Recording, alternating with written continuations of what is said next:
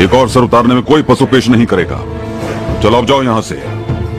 अल अजीज से कहना सुलेमान शाह के पड़ाव की तरफ मैली आंख से भी ना देखे।